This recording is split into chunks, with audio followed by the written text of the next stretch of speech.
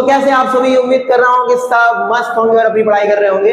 तो आज बेटा लोग हम लोग क्लास 12th की मैथ का चैप्टर स्टार्ट करने जा रहे हैं जिसका नाम है इंटीग्रेशन। क्या नाम है? इंटीग्रेशन। इंटीग्रेशन बोले तो इसको कहते हैं एंटी डेरिवेटिव्स। क्या कहते हैं बेटा? एंटी डेरिवेटिव्स कहते हैं। एंटी डेरिवेटिव, डेरिवेटिव्स का मतलब क्या होता है? Small changes. क्या होता है बेटा? Small changes. स्पेलिंग के लिए मैं क्षमा चाहूंगा। Small changes. कैसे स्मॉल चेंजेस? जैसे मैं आपसे कहूं तो बचपन में आप एक गेम खेला करते थे, जब आपको एक फोटो बनानी होती थी सिंड्रेला की या किसी की भी, तो छोटे छोटे टुकड़े हुआ करते थे आपके पास, और उन छोटे छोटे से टुकड़ों को मिला करके आप एक फोटो बनाते थे। उस फोटो को, उस पजल को सॉल्व करा करते थे। वो छोटे टुकड़े आप उसको डेरिवेटिव समझ सकते हैं, और वो जो फोटो बन के आ रही है आप उसको क्या कर समझ सकते हैं बेटा? इंटीग्रेशन समझ सकते हैं। तो इसका मतलब होता है सम। तो सम ऑफ स्मॉल चेंजेस, जब छोटे छोटे चेंजेस को हम एक साथ जोड़ देंगे उसको अपन क्या कहेंगे बेटा? इंटीग्रेशन कहेंगे। क्या कहेंगे? इंटीग्रेशन कहेंगे। और ये बिल्कुल ही अपोजिट होता है किसका? बिल्कुल अपोजिट होता है आपका डिफरेंशिएशन का। कैसे सर? कैसे सर? हमको नहीं समझ आ रहा है सर, कैसे? तो मान लीजिए अगर आप डिफरेंशिएशन पढ़ते थे कि डिफरेंशिएशन पढ़ते थे, डिफरेंशिएशन ऑफ log x पढ़ते थे, तो डिफरेंशिएशन ऑफ log x क्या होता था? 1/x होता था। क्या होता था बेटा? 1/x। तो यहां पर integration of 1/x, integration of 1/x बेटा यहां पर हो जाएगा log x प्लस c। अब ये c क्या है? c के बारे में थोड़ी देर चर्चा करेंगे अभी थोड़ी देर में आपसे। इसके बारे में और ज्यादा गहन चर्चाएं होंगी, इतनी गहन चर्चाएं होंगी कि पता चल जाएगा आपको ये c आखिरकार आता कहां से। और क्या क्या पढ़ा करते थे आपको याद करें तो डिफरेंशिएशन ऑफ x को आप क्या पढ़ते थे? डिफरेंशिएशन ऑफ x क्या होता है बेटा? 1 होता है। डिफरेंशिएशन ऑफ x क्या होता है? 1। तो वैसे ही इंटीग्रेशन ऑफ 1 क्या होता है बेटा? तो इंटीग्रेशन ऑफ 1 होता है x प्लस। क्या होता है? x plus. ठीक है। अब ये c का मतलब क्या है सर? एक बार c का मतलब भी तो समझाइए। इस c का मतलब ये है कि बेटा अगर यहां पर, इसे अगर मैं डिफरेंशिएशन की बात करूं तो अगर यहां पर एक बार ये x की जगह पर x प्लस 1 भी होता तब भी इसका आंसर बनाता, क्योंकि ये तो कांस्टेंट टर्म था। अगर यहां पर x की जगह 2 भी होता, x प्लस 2 होता तब भी आंसर बनाता, 3 भी होता तब भी आंसर 3 आता, बराबर नहीं आता। अगर यहां पे x प्लस 4 होता तब भी आंसर बन आता। तो इसका मतलब ये जो c है ये डिफाइन नहीं होगा ना। ये यहां पर 1 भी हो सकता है, 2 भी हो सकता है, 3 भी हो सकता है। इसी वजह से मैं क्या कह रहा हूं कि यहां पर ये x तो डिफाइंड है, लेकिन इस c की कोई भी वैल्यू ले सकता है। इसी क्या ले सकता है? कोई भी वैल्यू ले सकता है। क्योंकि आपसे कोई पूछ ले किसी के x की आंसर तो 1 आता है, लेकिन x प्लस 1 का भी तो आंसर 1 आ रहा है, तो ये 1 कहां चला जाएगा इंटीग्रेशन में? तो ये बेटा 1 किसका एग्जांपल ले लेगा? c का। अगर आपका 1 होगा तो c की जगह पर 1, और अगर कुछ भी नहीं होगा तो c की जगह पर 0। क्लियर है बात? तो इंटीग्रेशन जस्ट अपोजिट है किसका? डिफरेंशिएशन का। डिफरेंशिएशन का जस्ट अपोजिट है आपका कौन सा? इंटीग्रेशन। चलिए आगे कहानी बढ़ाते हैं। फिर अगर हम बात करें तो इस चैप्टर में आप आगे पढ़ेंगे, चैप्टर में आप आगे पढ़ेंगे बेटा कि जो डेरिवेटिव्स होते हैं वो दो प्रकार के होते हैं। कितने प्रकार के होते हैं बेटा? दो प्रकार के होते हैं, इंडेफिनिट और एक होते हैं बेटा डिफिनिट।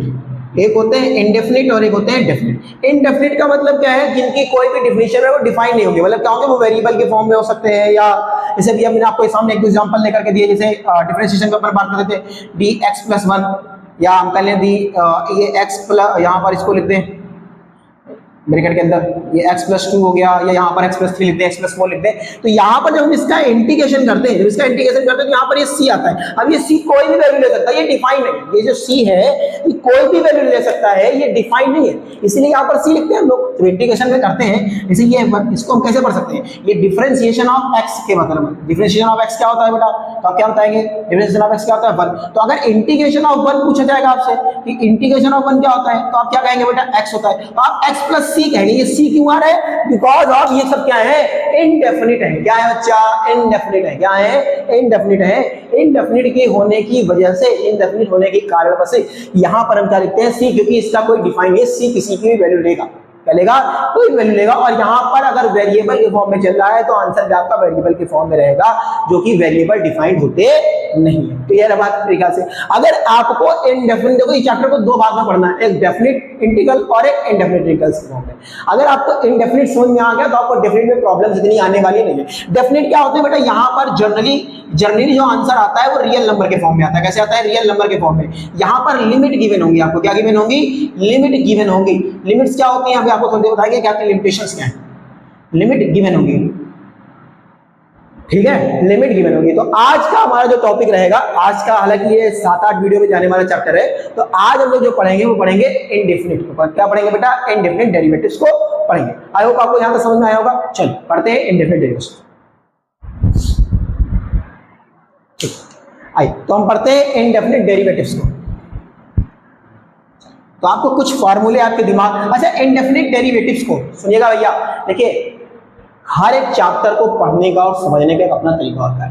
आपको इंटीग्रेशन इसलिए टफ लगता है कि शायद आपने कभी उसको उस नजर से पढ़ा नहीं, या किसी टीचर ने, जिस टीचर ने आपको पढ़ाया, शायद, देखिए टीचर सारे अच्छे पढ़ाते हैं, लेकिन शायद वो टीचर और अच्छे से उसको आपके सामने परोस सकता था, आपके सामने उसको दिखा सकता था कि बेटा देखो ऐसे भी चीजें समझी जा सकती। तो कभी कभी वो प्रॉब्लम्स आती हैं कि सबके पढ़ाने का तरीका अपना अलग होता है सबके। मैं कोशिश करूंगा कि मैं आपको जितना मेरी तरफ से, जितना मुझे समझ के, देखिए मैं भी आपके जैसा ही था स्कूलों में, मैं कोई बहुत टॉपर नहीं रहा हूं कभी भी, लेकिन जो मुझे समस्या आई, जहां पर मेरे टीचर्स ने मुझे मदद करी, जहां पर मेरे टीचर्स ने मुझे हेल्प करी है, तो मैं आपको वहां पे हेल्प करने वाला हूं। जहां पर हमारे टीचर्स ने हम लोगों की मदद करी थी, वहां पर हम लोग कोशिश करेंगे कि आपकी वैसी ही समझा पाए, उसे सरलता समझा पाए। 2-4 गलतियां हो जाए तो आप उस पर थोड़ा सा ध्यान न दीजिएगा। प्लान में ट्राई करता हूँ, गलतियां नहीं, क्योंकि बहुत दिनों बाद इंटीग्रेशन पढ़ा रहा हूँ, करीब 7-8 महीने, 9 महीने बाद पढ़ा रहा हूँ एटलीस्ट। तो चलिए अब अपन बात कर रहे हैं, हमने कहा था इनडेफिनिट को सॉल्व करने के, किसके लिए बेटा? इनडेफिनिट को सॉल्व करने के लिए, इनडेफिनिट डेरिवेटिव्स को सॉल्व करने के लिए, या इनडेफिनिट इंटीग्रल्स को सॉल्व करने के लिए। अब डेरिवेटिव्स यहां पे नहीं बोलना चाहिए क्योंकि हम लोग डेरिवेशन नहीं पढ़ रहे हैं, हम लोग पढ़ रहे हैं इनडेफिनिट। स्पेलिंग फिर से गलत हो जाती है, इनडेफिनिट। इंटीग्रल को सॉल्व करने के लिए, इंटीग्रेशन को सॉल्व करने के लिए, इंटीग्रल्स को सॉल्व करने के लिए हमारे पास किताब में कुल मिला के 5-6 मेथड हैं। तो हम लोग 2, 3, 4, 5 मेथड की बात करेंगे और फिर चैप्टर को आगे बढ़ाएंगे। ठीक है, बहुत सारे मेथड हो सकते हैं इनको सॉल्व करने के। तो पहला मेथड क्या हो सकता है? Direct formula. क्या हो सकता है बेटा? Direct formula method. डायरेक्ट आपको फार्मूले रटे होने चाहिए। और दूसरा क्या हो सकता है बेटा? सब्स्टिट्यूशन हो सकता है। क्या हो सकता है? सब्स्टिट्यूशन हो सकता है, सब्स्टिट्यूशन मेथड हो सकता है कि किसी की वैल्यू आपको सब्स्टिट्यूट करनी पड़ जाए। और क्या मेथड हो सकते हैं? तो एक आता है many formula method. Many formula method, एक किताब में आपके 12 टोटल फार्मूला हैं, उन 12 फार्मूला से काम हो जाता है, मेनी फार्मूला मेथड आता है। एक आता है पार्शियल मेथड। क्या आता है? पार्शियल, थोड़ा थोड़ा करके सॉल्व करेंगे। एक आता है बाई पार्ट्स मेथड, इससे सॉल्व करना है, बाई पार्ट्स मेथड।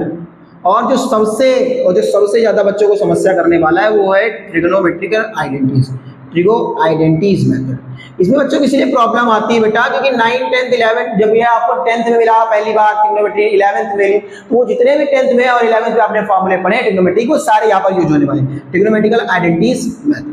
तो ये कुल मिला के 5-6 मेथड है, इस वजह से आप इंडेफिनिट इंटीग्रल्स को सॉल्व करने वाले हैं। तो आइए पहला मेथड की बात करते हैं, डायरेक्ट फार्मूला मेथड। तो 10-12 फार्मूले हैं, आपको वो रिटेन होना चाहिए, याद होनी चाहिए, तभी आप आगे काम चला सकते हैं। याद करने की कोशिश करिएगा, 2, 4, 5, 10, 20, 50 सवाल लगाएंगे तो आपके दिमाग में बैठ जाने वाले हैं। तो सबसे पहले बहुत प्यारा सा एक प्रश्न, बहुत प्यारा सा, कि differentiation of x, integration of x क्या होता है बेटा? एक्स प्लस 1 होता है। यहाँ पर ये 1 लिखा हुआ है, क्या लिखा हुआ है आप समझदार? यहाँ पे क्या लिखा हुआ है? 1 लिखा हुआ है। ठीक है, अब और क्या क्या हो सकता है बेटा? x की पावर n का जो इंटीग्रेशन होता है वो क्या होता है बेटा? x की पावर n+1 अपॉन में n+1 प्लस c।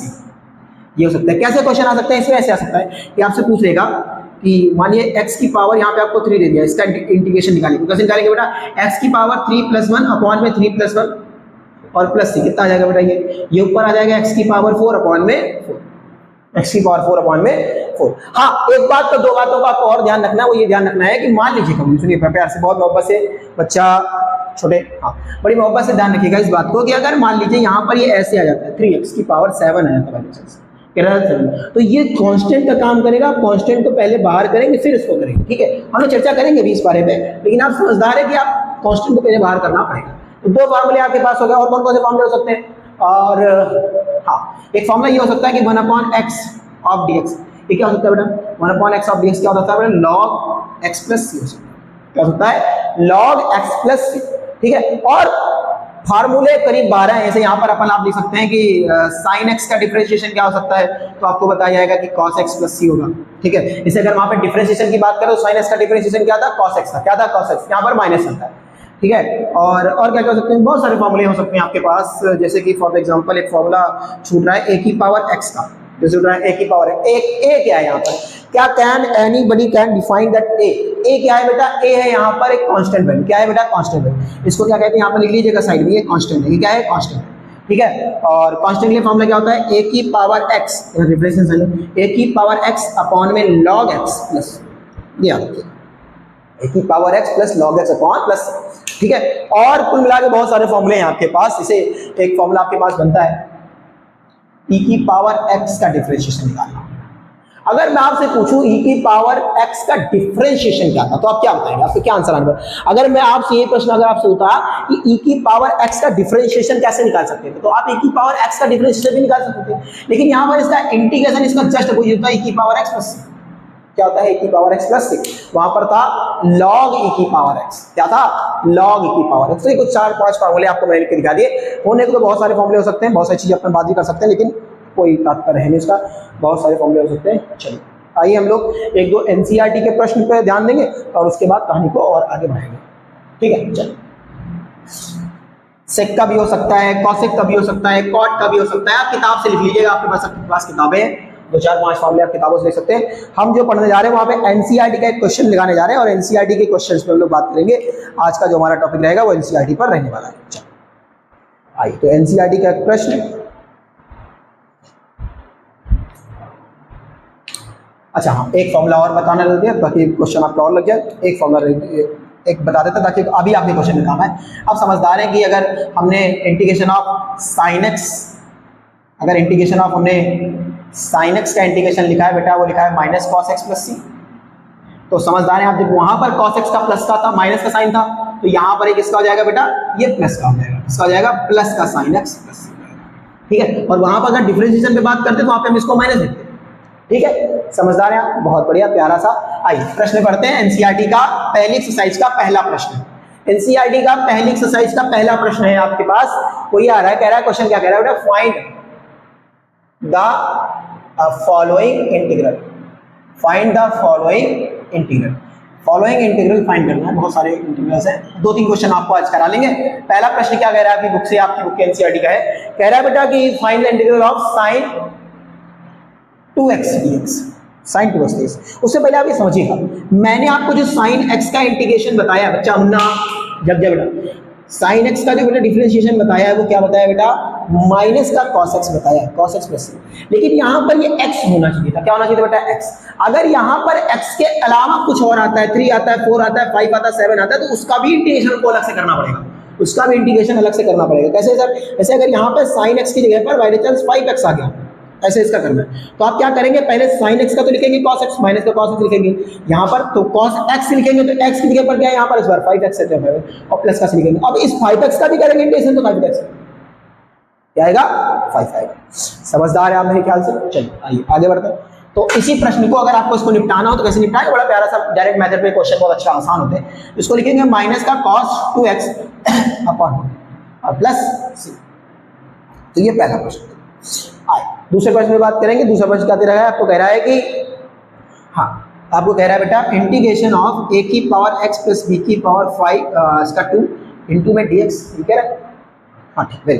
तो अगर आपको यहां से मैं बात करूं तो आप इसको कैसे समझ सकते हैं बेटा, ये लिखा हुआ है, क्या लिखा हुआ है, ये कांस्टेंट टर्म नहीं लग रही है आपको, ये कांस्टेंट टर्म, तो आप याद करिए, मैंने आपको फॉर्मूला बताया था, इसको कांस्टेंट टर्म मैंने आपको याद करिए, मैंने आपको फॉर्मूला बताया था x की पावर n अपॉन dx का, क्या बताया था बेटा, पावर क्या बताया था फॉर्मूला बच्चा मुन्ना, क्या बताया था, x की power n plus 1 divided by n plus 1 plus, ये बताया था ना, तो वही चीज से बनाएंगे। तो इसको मान लेते हैं, ये क्या लिखा हुआ है, a x प्लस b की होल पावर 2 लिखी और 2 प्लस 1 कर देंगे और नीचे अपॉन 2 प्लस 1 कर देंगे। लेकिन ध्यान दीजिएगा, यहाँ पर x तो है नहीं, यहाँ पर x तो होता सिर्फ, तो ये आंसर सही था, लेकिन सिर्फ x तो है नहीं, तो इसका भी इंटीग्रेशन करना पड़ेगा।